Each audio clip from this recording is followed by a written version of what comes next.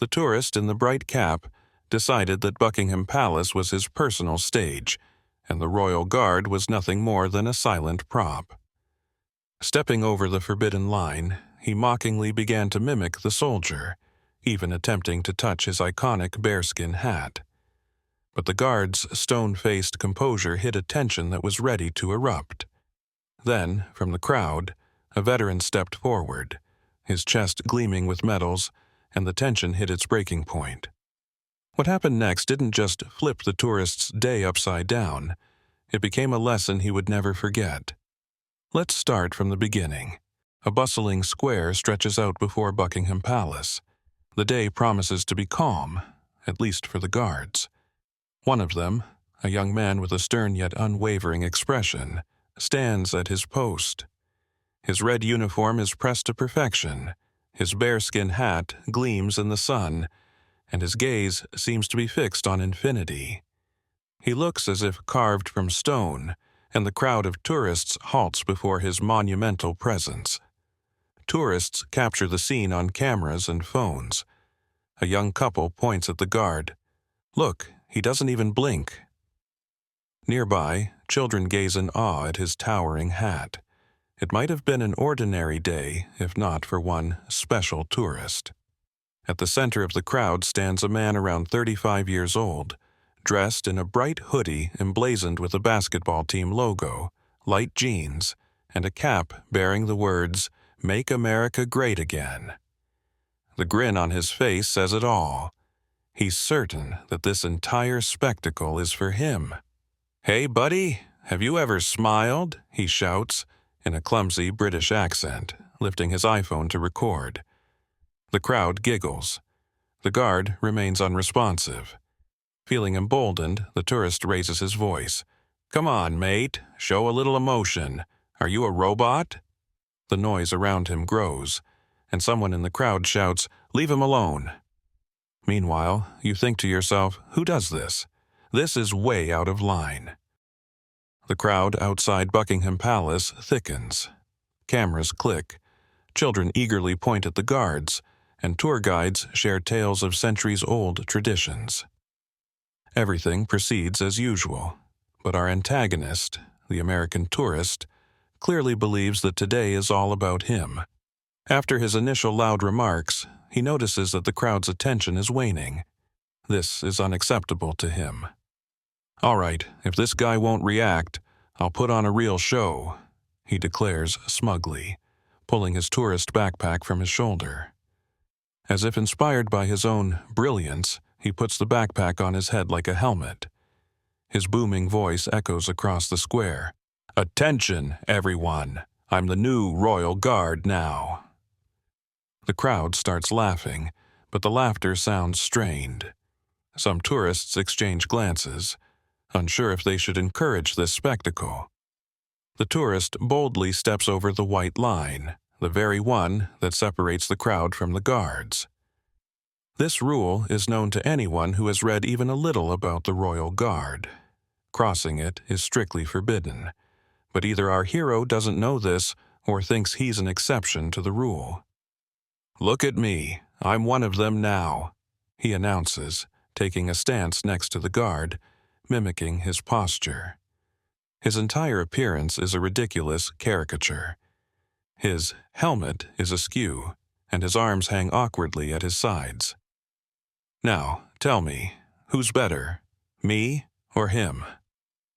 The guard, as expected, remains motionless. His gaze stays fixed in the distance, his face utterly stoic. It seems as if even the air around him radiates dignity. This contrast only heightens the absurdity of the scene. The crowd's reaction begins to shift. Laughter fades, replaced by disapproving murmurs. "What is he doing? This is too much." Does he even realize they're not performers but actual soldiers? "Leave him alone. This is embarrassing." But the tourist doesn't relent. He turns to the guard, pretending to reach for the bearskin hat. "What if I jazz up this hat?" he says, rubbing his hands together as if preparing for the ultimate prank. But at that moment, the crowd collectively gasps, and someone yells, "Don't you dare!" The tourist pauses, but only to take another step closer. His face is still plastered with a foolish grin, oblivious to how tense the situation is becoming.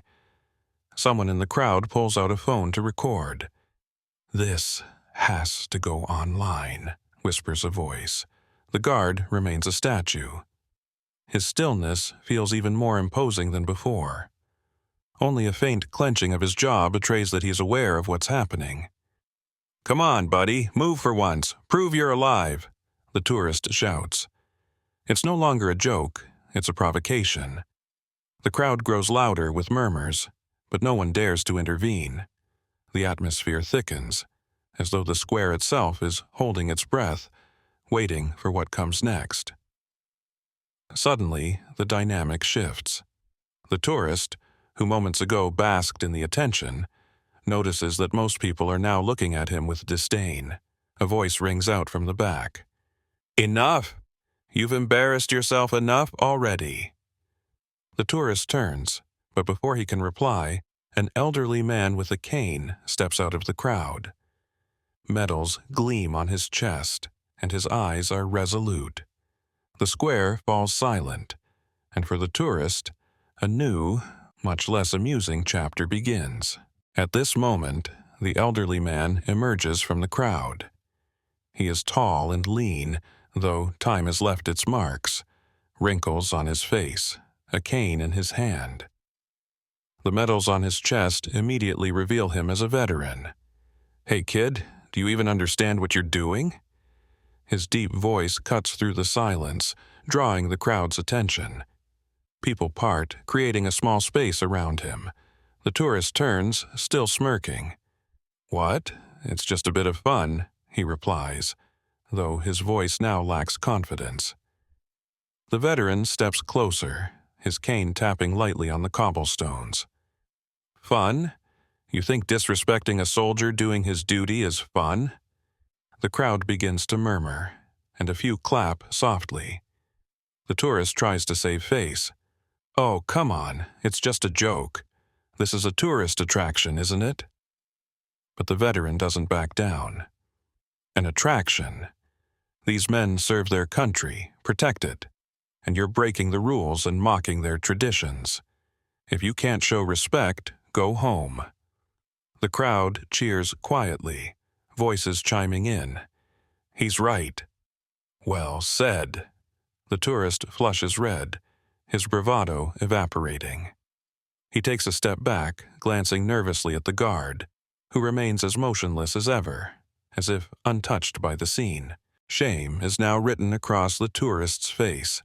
He lowers his head, picks up his backpack and steps back over the white line, muttering a few awkward jokes to lighten the mood. But it's no use. The crowd continues to glare at him with disapproval. Meanwhile, someone has already uploaded a video of his antics online. The clip quickly goes viral, and thousands of comments flood in. "This is disgusting. How can someone be so disrespectful?" Respect to the veteran. People like him remind us why traditions matter.